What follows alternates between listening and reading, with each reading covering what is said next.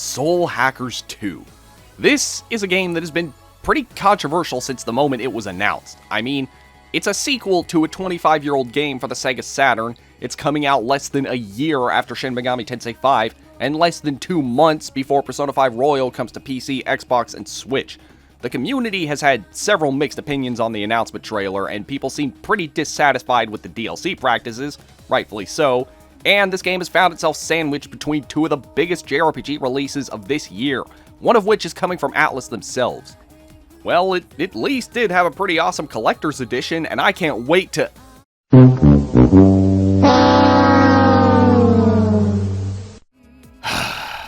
Well, regardless of what's been said or happened with this game before release, what matters is that it's out now, and it's time to see whether or not this game is a worthy successor to Soul Hackers 1, and a worthy addition to the Devil Summoner series, even though it doesn't actually have the title Devil Summoner in it.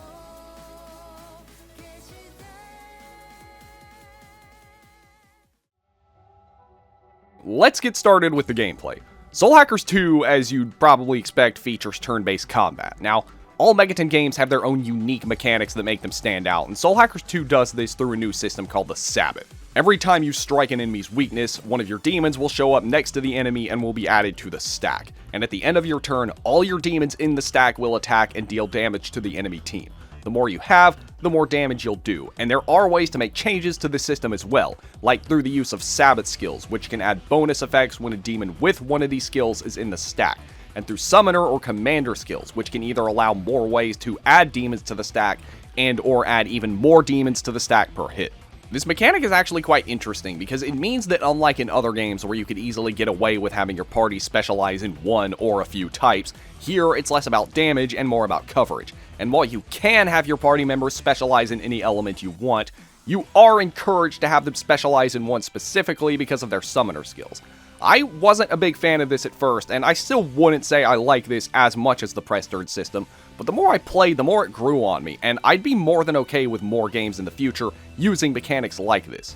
And yes, you did hear me right, Commander skills are back, and they work pretty much exactly like they did in Strange Journey Redux. Rather than paying with MP, they recharge over time, and they don't take up a turn, meaning that you can have Ringo use a Commander skill and still attack in the same turn. Aside from the conversion one, I didn't use them very often because they are pretty few and far between, but sometimes they can give you just the boost you need to be able to beat the enemies in one turn. Party customization is also very unique. You'll only have 4 allies, and they stick with you through the entire game. And while these are going to be your allies throughout the entire game, they can be customized to fit pretty much any playstyle. The way it works is that rather than summoning demons and having them fight alongside you, your summoners will equip a single demon and this will influence their attributes. While you can't customize your summoners' base stats, the demon stats do provide bonuses as well as resistances and weaknesses and the skills that the summoners will be using. If I were to compare it to anything, I'd probably say it's like a weird hybrid between a Magatama and a Persona. There have also been some changes to the way elements are handled. Once again, physical and gun are divided into 2 separate categories, but there's no more light and dark, and no more insta-kill moves. Instead, these have been replaced with Ruin, which includes ailment attacks. Although, unlike in other games, ailment attacks actually deal damage here. Yeah, so not only will you be inflicting ailments with moves like Dorima and Stun Gaze, you'll be damaging enemies with them too. On one hand, I like this because in other games, I rarely ever used ailments outside of very niche situations, but on the other hand, it does mean that ailments will be very dominant throughout the game, especially early on. Resist and Null Ruin are going to be staple skills later in the game, but that's still probably a better alternative than dying to insta-kill spells. As for how you get new demons, well, once you enter a dungeon, Ringo will send her demons to scout out the dungeon, which is called Demon Recon. As you explore, you'll run into these demons, and you can recruit demons they found by talking to them, as well as finding items and money. There's no way to tell what demons you'll find, but the more of a certain demon you fight in the dungeon, the more likely you are to recruit them, especially if you finish them off with Sabbath attacks. And then there's Fusion, where, there's really not a lot to say. You fuse demons together to create more powerful ones. It speaks for itself. Now, as for developing your party members themselves, well, if you like to mess with different combinations and customize your party in different ways, you're not going to be disappointed with Soul Hackers 2. There are dozens of different ways to develop your party outside of demon summoning and fusion. Like I said earlier, you can't customize your stats upon leveling up for any of your party members, not even Ringo, but you can enhance her and the others in a variety of ways. For one thing, there's the comp smith. Rather than equipping different weapons to your characters, they'll stick with their comps their entire game, which also serve as their weapons, and you'll upgrade and enhance them through the comp smith. Here you can do things like increase your attack power, teach yourself special skills, enhance your elemental ranks, and give yourself more mystique slots. And yes, I did say elemental affinities, although here they don't work like they do in Apocalypse. Instead, they affect which mystiques you can equip.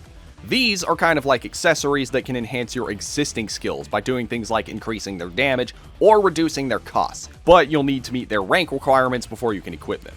As for how you get these mystiques, well, most of it is going to be through getting demons to a high enough level where they'll give theirs to you. But there's also a shop where you can buy them with mystic orbs, which you get by selling unwanted mystiques to the same shop.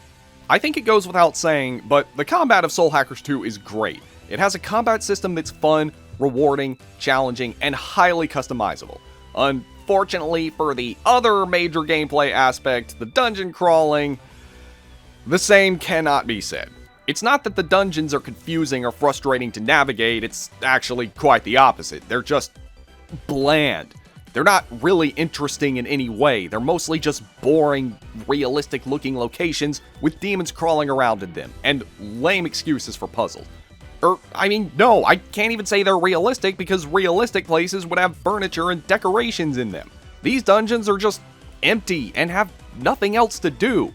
I will say, had this game had the option to play in first person, it could have worked as a sort of ominous liminal spaces kind of thing like you see in those Twitter gimmick accounts, but unfortunately the camera seems too focused on Ringo's butt for anything like that. The puzzles, if you could even call them that, rarely boil down to anything more than going somewhere to activate a switch or finding a key.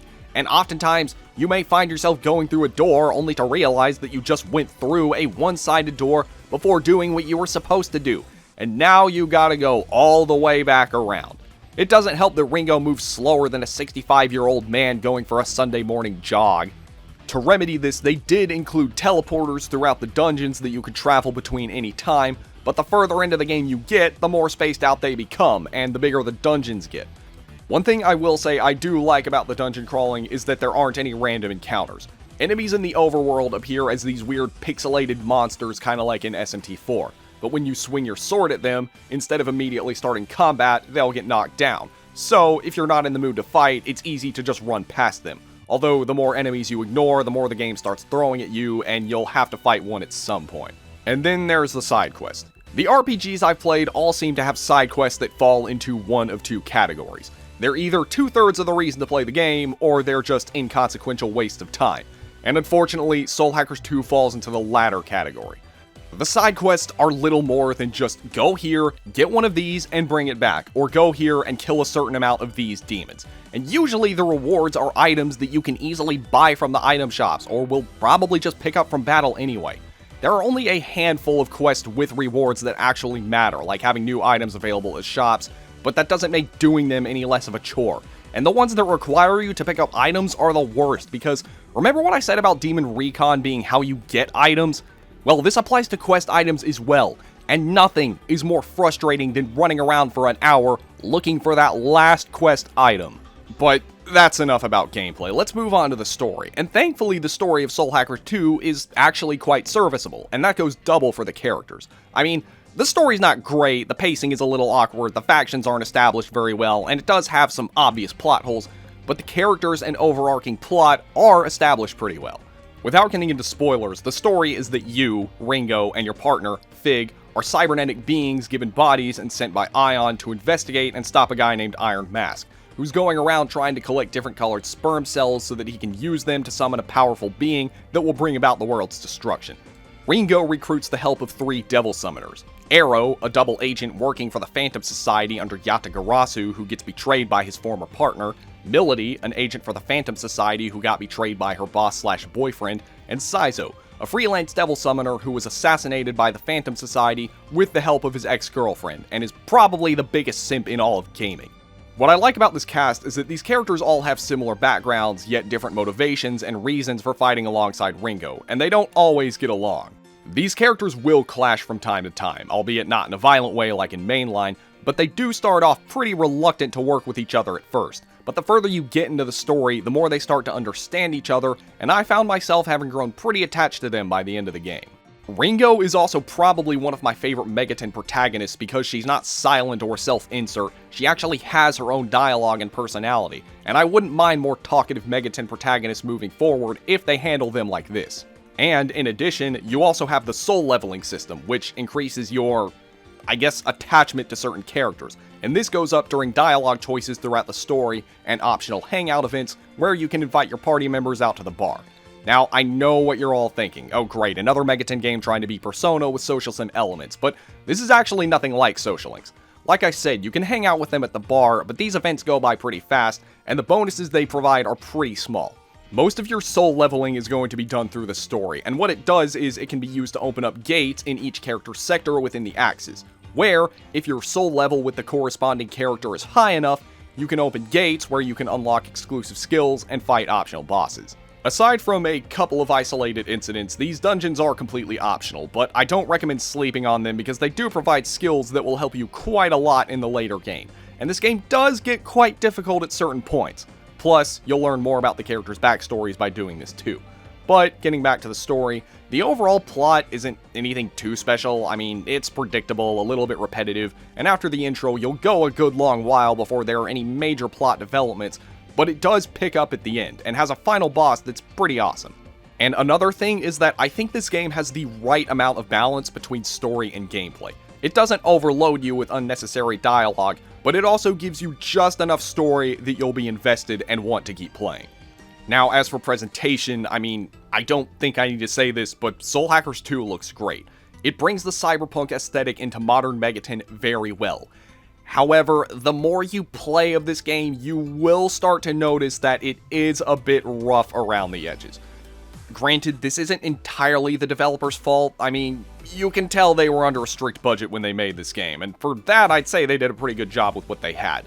But some of the background textures here and there do look pretty low-res. The explorable overworld is pretty small. I already talked about how the dungeons barely have anything in them, and some of the dungeons just straight up reuse textures from earlier dungeons, two of which are done back to back.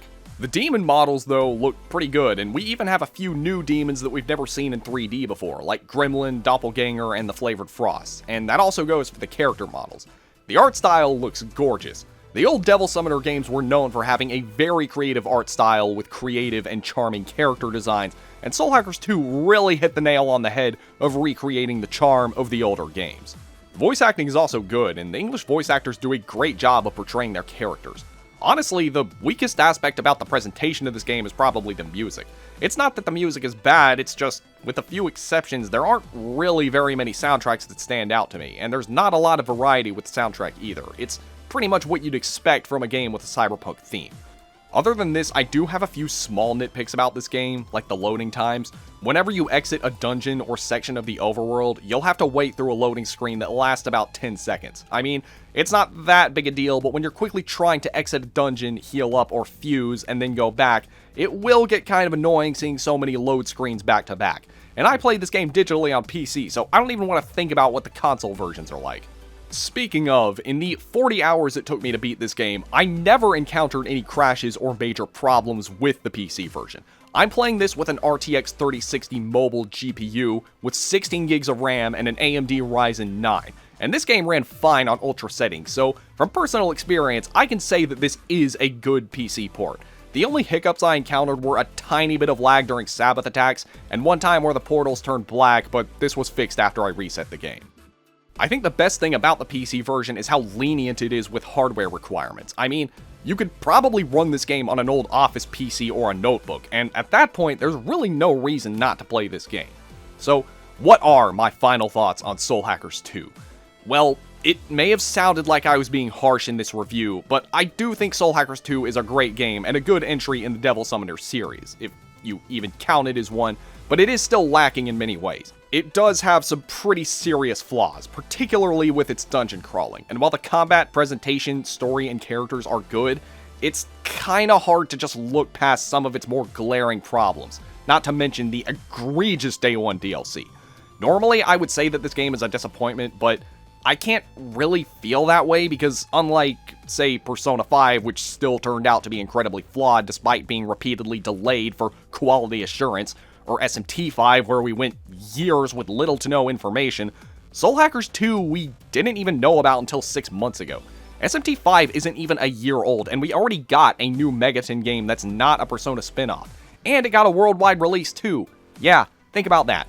We spent less time waiting for Soul Hackers 2's release after its announcement than we did waiting for Persona 5 to come out in English after being released in Japan.